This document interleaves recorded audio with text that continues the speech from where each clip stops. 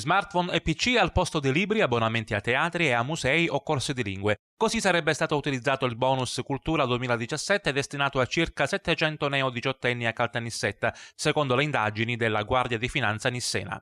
L'inchiesta ha portato al sequestro preventivo disposto dal GIP di beni per circa 300.000 euro nei confronti di una società che commercia in apparecchi elettronici. Il titolare è indagato in concorso con la moglie per indebita percezione di erogazioni a danni dello Stato. Stesso reato di cui si sarebbero resi responsabili i 700 neomaggiorenni, tutti rintracciati e ascoltati dalla Guardia di Finanza, nel loro caso estinguibile con una sanzione amministrativa. Le indagini delle Fiamme Gialle, coordinate dalla Procura di Caltanissetta, sono durate per circa un anno nel contesto di un'ampia operazione nazionale coordinata dal Nucleo Speciale Spesa Pubblica e Repressione Frodi della Guardia di Finanza di Roma.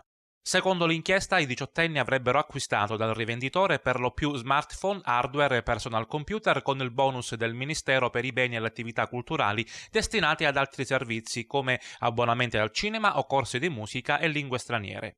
L'analisi della documentazione avrebbe permesso di appurare la fittizia descrizione dei beni venduti nelle fatture elettroniche trasmesse al Ministero da parte della società e di constatare l'assenza, dall'esame della contabilità dell'impresa, degli acquisti indicati nei voucher.